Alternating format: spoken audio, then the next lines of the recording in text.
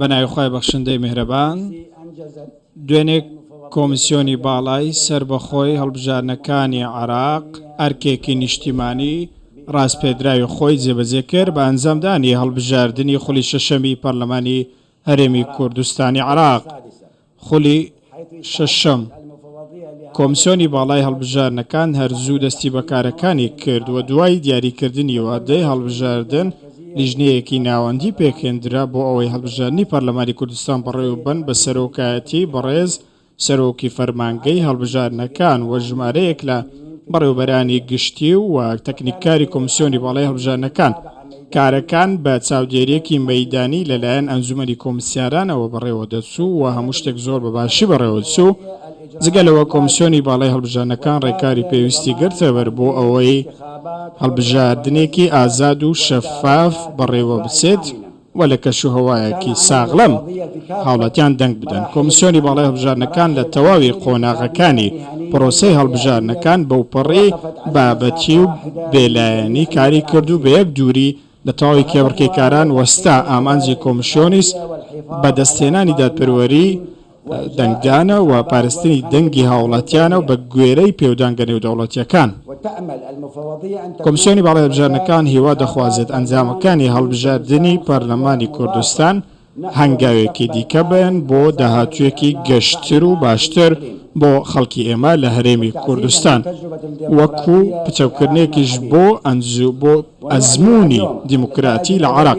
ئەنجامە بەرایەکانی هەڵبژاردننی پەرلەمانی کوردستان بەم شێوەیەن 1940 دەنگ بنکە ئەو ڕێژەیە 199.38 ئەنجامەکانە 199.38 ئەنجامەکان ڕادەگەیەنێن جگەلەوەی کە گواستراونەتەوە بۆ ناوەندەکان لە پارێزگاکان ئەوانەی کە هەڵبژاردن بە گوێرەی ئەو ڕێکارانە بۆ کە پێشتر دەرمان کردووە ژمارەی ئەو بنکانە بەش ڕێژەی بەشداریکردن لە هەڵبژاردننی پەرلەمانی کوردستان 172 بووە. ڕاگەیاندنی ئەنجامەکان ژمارەی ئەوە لە خۆ دەگرێت کە لیست و کاندە بەدەستیان هێنەوە. بەم بۆنەیەوە ئەنجومەنی کۆمسیاران دەیەوێت سوپاسی سەرۆکایەتیە فیدرالیەکان دەسەڵاتی یاسادانان دەسەڵاتی جێبەجێکاری و دەسەڵاتی دادوەری بکات و هەروەها زۆر سوپاسی سەرۆکۆمار و هەروەها سەرۆکی ئەنجومەنی وەزیرانی فیدرالی و سەرۆکایەتی هەرێمی کوردستان و سەرۆکاتی ئەنجومەنی وەزیرانی هەرێمی کوردستان و دامەزرا فەرمیەکان بۆ ئەو پشتیوانەی لە کۆمیسیۆنی باڵای هەڵبژاردنەکانیان کرد بۆ سەرخستنی پرۆسەی هەڵبژاردن.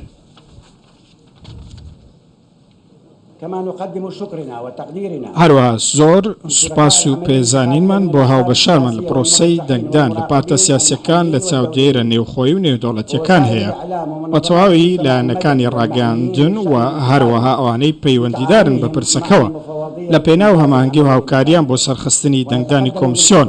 هاوکات زۆر سوپاسی ئەنجومەنی ئەوە نەتەوە یەکگرتوەکان دەکەین کە نێردەی نەتەوە یەکگرتوەکان لە عێراق لە ڕێگەی ڕاوێژەوە لەگەڵ ئێمەدا بوو لە تەواوی پرۆسەکەدا.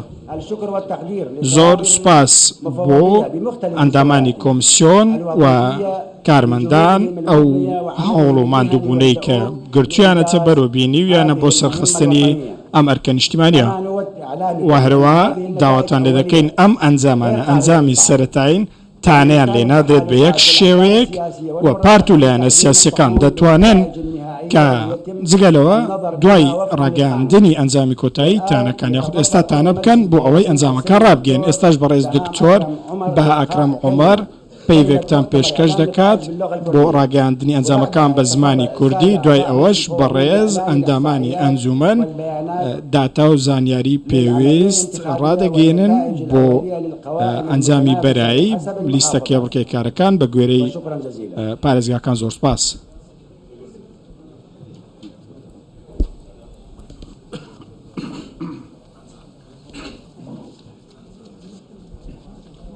بسم الله الرحمن الرحيم.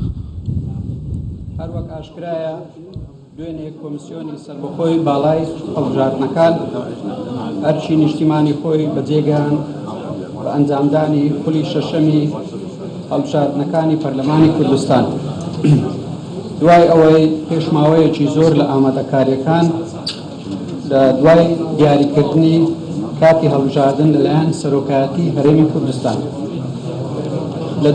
لە دوایی لیژنەیەکی مرکزی بۆ بەڕێوەبردننی هەڵبژاردنەکانی پەرلەمانی کوردستان ڕاگەیاندرا و دروستکرا بە سەرۆکایەتی سەرۆکی بەڕێوەبردننی هەڵبژاردنەکان ڕئیس الإدارة الانتخابية و ئەندامێتی چەندین بەڕێوەبەر و فەرمانبەری تەکنیکی کۆمیسیۆن بۆ ئەنجامدانی کارەکان و چاودێری دەکرا لەلایەن ئەنجومەنی کۆمسیاران.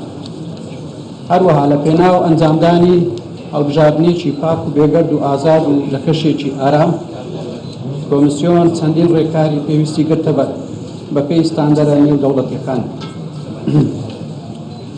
بەم بۆنە پیرۆزەیە ئەنجومەنی کۆمسیاران سوپاس و پێزانینی خۆی ئاراستەی هەرسێ سەرۆکایەتەکەی عێراق، ئەنجومەنی نوێنەران و حکوومەتی عێراقی فێدراڵ و ئەنجومەنی باڵای دادوەری دەکات. هەروەها بەڕێز سەرۆکی کۆماری عێراقی فێدراڵ و سەرۆکایەتی هەرێمی کوردستان و سەرۆکایەتی حکوومەتی هەرێمی کوردستان، هەروەها بەڕێز سەرۆکی ئەنجومەنی وەزیرانی عێراقی فێدراڵ لە پای ئەو هەموو هاوکاری و هەماهەنگی پێشکەشیان کرد بۆ سەرپرستی پرۆسەی هەڵبژاردن. هەروەها جێگای خۆیەتی سوپاس و پێزانینمان ئاراستەی هاوکارانمان بکەین لە حیزبە سیاسیەکان و کاندیدەکان و چاودێرەکان ناوخۆیی و نێودەوڵەتی و دەستگاکانی ڕاگەیاندن و ڕێکخراوەکانی کۆمەلگەی مەدەنی تایبەتمەند بە پرۆسەی هەڵبژاردن، ونابێ ڕۆلی نووسینگەی یارمەتی هەڵبژاردنەکان مەکتەب المساعدە الانتخابی سەر بە نەتوێ گرتوەکان یۆنامی لەبیر بکەین بەهۆی پێشکەشکردنی ڕاوێژ و یارمەتی لە هەموو قۆناغەکانی ئامادەکاریەکان. بۆیە سوپاسیان دەکەین و سوپاس و پێزانینی خۆمان ئاراستەی گشت کادیر و کەرماندەکانی کۆمیسیۆن دەکەین. لە کۆتایی پێویستە ئاماژە بۆ بکەین کەوا ڕاگەیاندنە ئەنجامەکانی ئەمڕۆ مایەی تانەلێدان نییە، چونکە ئەنجامی بەراییە و لە دوای ڕاگەیاندنی ئەنجامی کۆتایی بۆ حیزبەکان و هاوپەیمانی و کاندیدەکان هەیە تانە بدەن لە ئەنجامەکان. هەروەها جێگای ئاماژە پێکردنە کەوا ئەنجامەکانی بەرایی ئەمڕۆ کە ڕادەگەیەندرێ بریتیە لە ڕێژەی 199.63 دەنگەکانی 7,044 بنکە، چونکە هەندێک دەنجی بنکەکان نەگەیشتووە کە ژمارەیان 26 بنکەیە.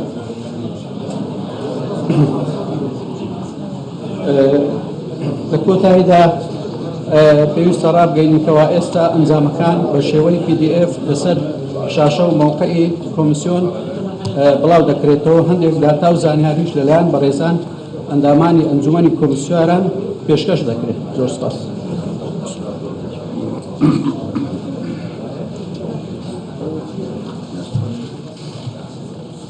بسم الله الرحمن الرحيم.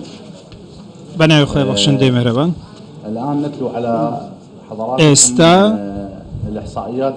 ئامارەی تایبەتی بنکەکانتان پێشکەش دەکەین، بنکە و ژمارەی دەنگدەران بە شێوەیەکی گشتی. ڕێژەی دەنگدانی گشتی و تایبەت لە پەرلەمانی هەرێمی کوردستان بەم شێوازە بووە. ژمارەی دەنگدەران 2,899,578 دەنگدەر بووە. ژمارەی دەنگدەران کۆی دەنگدەران بریتە لە 2,087,972 دەنگدەر. ژمارەی بنکەکانی دەنگدەران 1,434 بنکە بووە. کۆی ژمارەی تایبەت و گشتی 7,070 بنکە بووە. ئەوانەی کە ڕانەگەیەنراونەوە ئێستاش لێکۆنەوەیان بۆ دەکرێت 26ن. ڕێژەی ئەو بنکانەی دەنگیان بۆ هاتووە 199.63 بووە. شكرا جزيلا. زۆر سپاس. بسم الله الرحمن الرحيم. بەناوی خۆی بەخشندەی مێرەبان، پارێزگای هەولێر ژمارەی دەنگدەران ملیۆنێک و 23,606 کەس بووە 762,929 کەس دەنگیان داوە ڕێژەی دەنگدان 174.53 بووە ژمارەی بنکەکانی دەنگدان 2520 دەنگ بووە و ژمارەی ئەو بنکانی کە ڕانەگەیەندراون 13 بنکە بووە نوێیان بەهۆی تێکچوونی یادگەی ئامێرەکانەوە بووە و ئەوەی تریش بەهۆی هاوتانەبوونی سەدا پێنجی دەنگەکانەوە بووە کە وەکو خۆی هاوتانەبوون و ڕێژەکە سەدا پێنج بوو. زۆر سوپاس.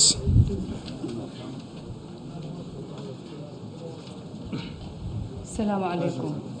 بالنسبة لمحافظة السليمانية سەبارەت بە پارێزگای سلێمانی ژمارەی کۆی ژمارەی دەنگدەران ملیۆنی 1992 دەنگدەرمان هەبووە 715,499 کەس دەنگیان داوە 165.81 دەنگدەران دەنگیان داوە ژمارەی بنکەکانی دەنگدان 2650 بووە لە 535 بنکە دەنگ دراوە و ئەوانەی کە ڕانەگەیەندراون 6 بنکە بووە. دوو لەو بنکانە بەهۆی تێکچوونی ئامێرەکان دەنگەکانیان نەناردووە و 3 بنکەش بەهۆی هاوتانەبوونی سەدا پێنج و بنکەیەکی دیکەش بە هەمان شێوە. زۆر سوپاس.